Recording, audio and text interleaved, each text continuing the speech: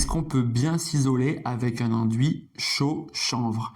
Actuellement, c'est une solution qui est énormément proposée pour les maisons qui sont en pierre et qui veulent un petit peu plus de confort thermique en hiver. Malheureusement, même si le chaud chanvre a plein de points positifs qu'on va détailler tout de suite, ça va être compliqué d'avoir une bonne isolation avec un enduit et dans cette vidéo, je vais vous expliquer pourquoi. Commençons par un énorme point fort. Les enduits chaud chanvre régulent bien l'humidité. C'est vrai, mais attention, l'humidité dans une maison doit être gérée par la ventilation. Le problème, c'est que dans la plupart des maisons en pierre, on a tout fait à l'envers. D'abord, on est allé mettre un enduit béton à l'extérieur sur des murs qui, à la base, étaient perspirants. Qu'est-ce qui s'est passé? L'humidité est restée à l'intérieur du mur. Elle n'avait plus qu'une seule solution, sortir à l'intérieur de la maison. Sauf que là, qu'est-ce qu'on a fait? On a enduit avec du béton, un matériau étanche, l'intérieur de la maison. Là, l'humidité se retrouve bloquée dans le mur et monte directement dans la charpente.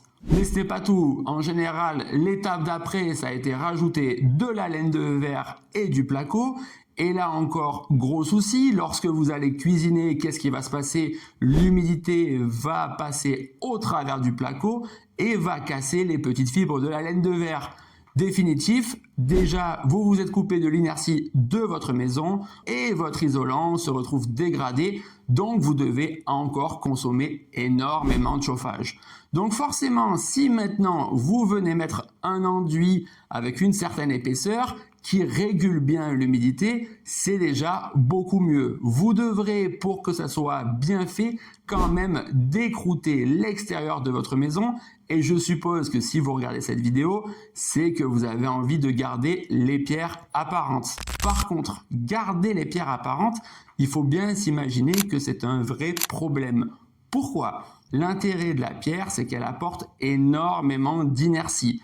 Vous avez tout intérêt à avoir cette inertie à l'intérieur du bloc isolé et de mettre l'isolation autour. L'idée d'un isolant, c'est vous bloquer les températures extérieures et éviter les échanges entre l'intérieur et l'extérieur. Mais si en plus vous avez beaucoup d'inertie dans votre maison, les températures vont peu fluctuer, ce qui va vous protéger des coups de froid brutaux et surtout des surchauffes en été. Mais en général, vous allez avoir envie de conserver ces belles pierres et on vous comprend. Vous allez donc isoler par l'intérieur. Le problème, c'est que si vous mettez un enduit chaud chanvre, votre isolation sera quasi nulle. Oui, c'est un fait. Si vous voulez mesurer l'isolation et la capacité isolante d'un matériau, vous allez devoir regarder le R. Et si vous regardez le R d'un enduit chaud chanvre, vous allez être choqué. D'abord, il faut bien s'imaginer qu'un enduit chaud chanvre, c'est 65 à 75% de chanvre. Ensuite, vous rajoutez de la chaux. Donc les chiffres sont plutôt aléatoires. Imaginons que vous mettiez un maximum de chanvre. Vous allez obtenir environ R1 pour 10 cm, peut-être R1,5, ce qui correspond à peine à 4 cm de polystyrène.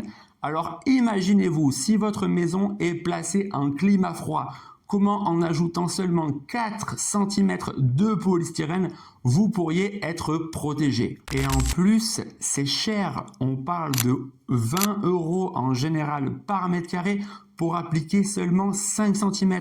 Et là, je parle seulement des matériaux. Donc effectivement, ça gère bien l'humidité, mais ça ne vous isole pas. Et pourtant, vous payez cher ce matériau. On est d'accord, ça va apporter un effet paroi chaude. Qu'est-ce que c'est un effet paroi chaude? C'est un ressenti chaud lorsqu'on touche la paroi. Et ça joue sur le confort. Mais faites le test. Si vous mettez par exemple un simple tissu sur votre paroi, vous verrez que vous aurez déjà créé un effet paroi chaude.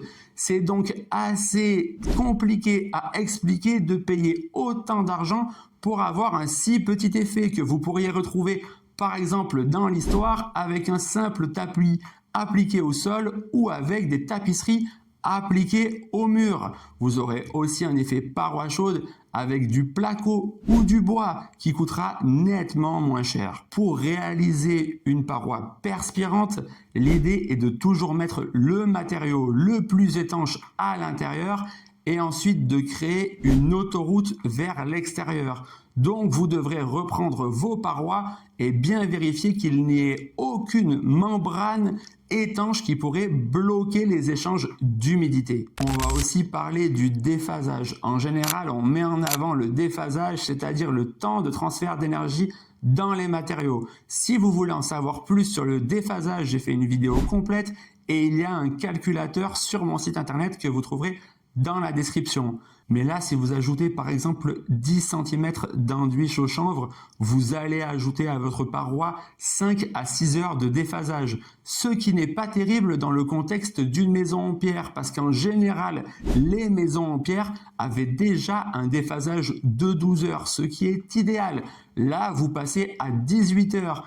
On pourrait, et on l'entend souvent, dire que plus il y a de déphasage, mieux c'est, mais ce n'est pas vrai. L'objectif est simple, avoir chaud quand il fait au plus froid ou avoir frais quand il fait au plus chaud dans votre maison. Et pour ça, la réponse est simple, il faut que la paroi fasse 12 heures. Si elle fait 14, c'est ok. Si elle fait 10, c'est ok. Mais si on commence à aller en dessous de 10 ou à plus de 14 heures, c'est moins bon. Alors on est d'accord, une paroi en chanvre, c'est beau, le sentiment paroi chaude est important, on séquestre du carbone, ça va gérer plus ou moins l'humidité, mais pour moi, ça ne suffit pas. Si vous voulez isoler votre maison, vous devez mettre de l'isolant. Je recommande à mes clients en général d'atteindre au minimum R5 dans un mur et vous aurez énormément de mal à atteindre ce genre de chiffre avec un enduit chaud chanvre. Et là, il n'y aura pas de miracle. Si vous n'isolez pas votre maison, vous aurez besoin de la chauffer abondamment. D'ailleurs, si vous voulez voir un système de chauffage qui défie les lois de la physique, jetez un œil à cette vidéo.